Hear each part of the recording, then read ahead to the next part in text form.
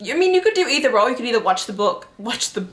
Hi, I'm Madison and welcome to Emposia Book Club. This video is going to be focusing on book to movie adaptations and if they are actually worth it. Stick around until the end to find out what one of my most anticipated adaptations is for this year. So I'm going to do this like little sections. I'm going to do one that's like, these are great books and great movies.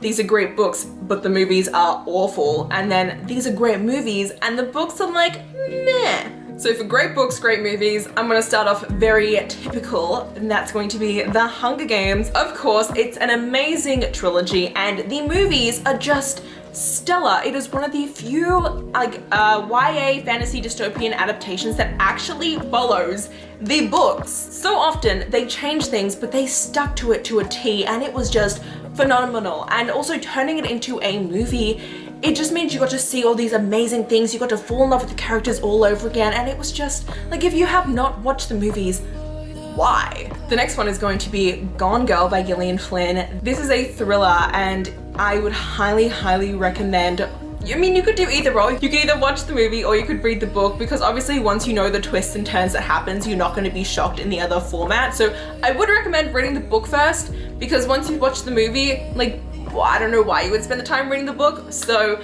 it was amazingly done though. When I watched the movie, I was like, wow, the way that they've adapted it made a lot of sense for the book, and it was still as thrilling to watch the movie after having read the book. So I really recommend it. Now for two movies where the book was better, I'm gonna start with Vampire Academy. So I love the Vampire Academy series. It is a great, like, it's long. It's by Rochelle Mead and it is a long series, but it is so worth it. And then they adapted it into a movie and it was just, wasn't that great. I didn't mind it personally, mostly because I love the actress Zoe Dutch and I think that she did an amazing job in her role and she was just like the selling point for the movie. But overall, it was kind of meh and a little bit cringy at times. So maybe if you want to like spend a night watching like a trashy YA adaptation, watch Vampire Academy, but you're better off reading the books. The next one is a bit of an unpopular opinion because I didn't mind the movie. I liked the movie because I watched the movie before I read the books, and that's Percy Jackson. Once you've read the books, you despise the movie. It is one of the worst adaptations out there because it does not follow anything. It takes all these leaps and jumps that doesn't make any sense. But if you watch the movie without having read the series, the movie's good. So like I said, I watched the movie before I read the books. So I was like, wow, this is a really good movie. Like, I definitely want to read the books, especially because it had Logan Lerman, and at the time, I mean, I still think Logan Lerman is like one of my all-time like celebrity crushes. Like, I love him. But ultimately, they changed so many things. It was so problematic because of that. It is not canon and it was so sad. So if you do read the books, don't watch the movie. If you want to do vice versa, you can, because you know. Now for two movies that were better than the books, I'm gonna start with Perks of Being a Wallflower. The book is kind of problematic in some senses. Some of the things the way that things are discussed in the book, some of the choices and decisions that are made are quite questionable, especially if you read it nowadays. So I would definitely recommend them. I just realized that the movie also stars Logan Lerman. Wow, is this just gonna be a Logan Lerman fangirl? Like, no, it's not. But the movie is amazing.